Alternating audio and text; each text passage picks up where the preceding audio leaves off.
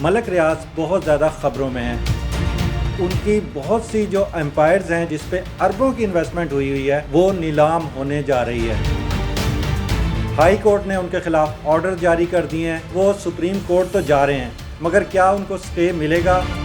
یا وہ اپنی یہ ایسٹس بچانے میں کامیاب ہوں گے یا نہیں ہوں گے؟ آج ہم ملک ریاض کی زندگی کے بارے میں، ان کی زندگی میں نشیب و فراز جتنے بھی آئے وہ کیسے تھے، ان کا بچپن کیسے گزرا، ان کی جوانی کیسے گزری، انہوں نے اپنی زندگی میں کیا کیا کام کیے، آج کے ویلاگ میں ہم اس پر ڈیٹیل سے بات کریں گے۔ ناظرین، ایک وہ وقت تھا جب 2008-10 میں ملک ریاض کو کنگ نہیں بلکہ کنگ میکر کہا جاتا تھا۔ کنگ میکر وہ ہوتا ہے جو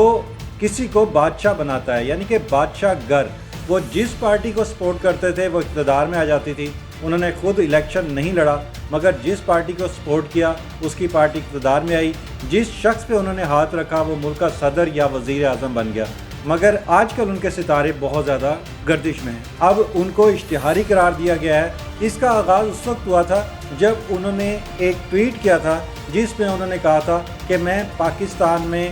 اپنا کسی کے خلاف، کسی شخص کے خلاف کوئی ایسی گواہی نہیں دوں گا جس کو میرا ضمیر اجازت نہیں دیتا۔ اس کے بعد سے ان کی مشکلات بڑھتی چلی گئیں اور اب ان کے خلاف ایکشن لیا جا رہا ہے، عمل ہو رہا ہے اور ان کی گرفتاری کا بھی خدشہ ہے اور ان کی تمام جو پراپرٹی ہے وہ نیلام ہونے جا رہی ہے۔ ملک ریاض نے اپنی زندگی میں اچھے برے حالات، دونوں طرح کے حالات دیکھے ہیں۔ جب وہ بہت چھوٹے تھے اور پرائمری اسکول میں پڑھا کرتے تھے تو پرائمری سے ہائی تک ان کے حالات بہت اچھے تھے، مگر پھر حالات نے پلٹا کھایا، ان کے والد کا بزنس خراب ہوا اور ان کو میٹرک میں اپنی ایجوکیشن انکمپلیٹ چھوڑنی پڑی، جس کے بعد وہ بڑے فخر سے بتاتے ہیں، وہ اس بات میں کوئی عار محسوس نہیں کرتے۔ ایک ارب پتی، کھرب پتی تاجر جب ٹی وی پر آ کر بتائے کہ میں نے پینٹر کا کام بھی کیا، میں نے کلر کا کام بھی کیا، اس کے ساتھ ساتھ ایک وقت ایسا بھی آیا جب مجھے اپنی بچی کے علاج کے لیے گھر میں پیسے نہیں تھے تو مجھے پیتل کا ایک ڈرم جو نہانے کے لیے استعمال ہوتا ہے جسے ٹب کہتے ہیں، وہ ان کو سیل کرنا پڑا۔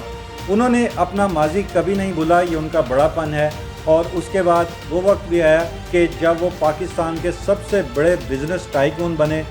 بادشاہ گر بنے، اور پھر پاکستان کے بڑے بڑے صحافی جب ان سے انٹرویو کرتے تھے تو ان کی مرضی کے بغیر نہ ان سے سوالات کر سکتے تھے اور نہ ان کے خلاف کوئی خبر، یہاں تک کہ ان کا نام بھی جو ہے وہ پرنٹ نہیں کیا کرتے تھے بلکہ بزنس ٹائکون کا لفظ مینشن کیا کرتے تھے۔ آپ کو مہر بخاری اور مبشر لقمان کی وہ ویڈیو لیک یاد ہوگی جس میں وہ ان سے معذرت بھی کر رہے ہیں اور ان سے پوچھ رہے ہیں کہ آپ کو کیا سوالات کرنے ہیں، اور وہ بڑے روب کے ساتھ فرعونیت کے انداز میں جو ہے وہ ان کے ساتھ ٹیلی فون پر بات کرتے ہوئے نظر آ رہے ہیں۔ مگر آج کل ان کا ستارہ شدید گردش میں ہے۔ آج انہوں نے اپنا ایک ٹویٹ کیا جس میں وہ لاچارگی اور بے بسی کی تصویر بنے ہوئے ہیں۔ ایکس پر کیے گئے ٹویٹ میں انہوں نے بتایا کہ ان کا بزنس پاکستان میں بری طرح تباہ ہو گیا ہے، ان کے پاس ملازمین کو تنخواہیں دینے کے لیے پیسے نہیں ہیں۔ انہوں نے بتایا کہ ان کے تقریباً 50,000 ملازمین ہیں جس میں 18ویں، 19ویں اور 20ویں گریڈ کے افسران تک شامل ہیں، مگر انہوں نے اپنے ان ساتھیوں کا،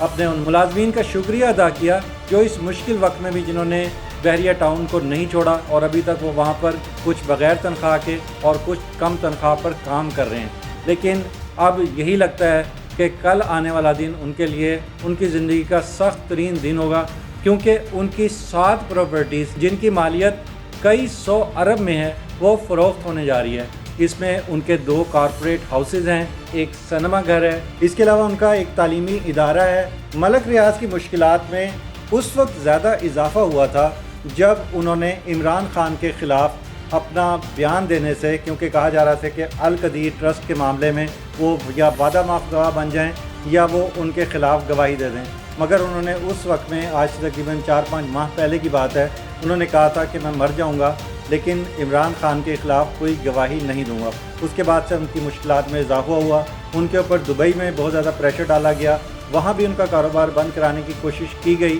اس میں کامیابی ہوئی یا نہیں ہوئی یہ تو ملک ریاض ہی جانتے ہیں، مگر پاکستان میں ان کے تمام تر اثاثے جو ہے منجمد کر دیے گئے، ان کے بینک اکاؤنٹ سیز کر دیے گئے، اور اب ان کی حالت یہ ہے کہ ان کو پاکستان میں بحریہ ٹاؤن چلانا ناممکن نظر آ رہا ہے، اور یہی لگتا ہے کہ اگر یہ بحریہ ٹاؤن بند ہو جاتا ہے تو 50,000 ملازمین سڑکوں پر آ جائیں گے، بے روزگار ہو جائیں گے۔ اب بظاہر ان کا جو ٹویٹ ہے جو اس کی ٹون بتا رہی ہے، لگ رہا ہے کہ وہ اپنے فیصلے پر نظر ثانی کرنے جا رہے ہیں۔ ایسا لگتا ہے کہ آنے والے دنوں میں ہو سکتا ہے کہ وہ وعدہ معاف گواہ کے طور سے یا اپنی کوشش کریں گے کہ معاملات کو پاکستان میں سیٹل کیا جائے اور اس بزنس کو جو بند ہو چکا ہے اس کو بحال کیا جائے۔ اب آنے والے دنوں میں دیکھتے ہیں کہ آنے والا دن ان کی قسمت کا کیا فیصلہ کرتا ہے۔ خدا کرے کہ جو فیصلہ پاکستان کے حق میں بہتر ہو، ملک ریاض وہی فیصلہ کریں، کیونکہ اس سے بہت سے خاندانوں کی روزی روٹی جڑی ہوئی ہے۔ اسی کے ساتھ اپنے میزبان مشکور زیدی کو اجازت دیجیے۔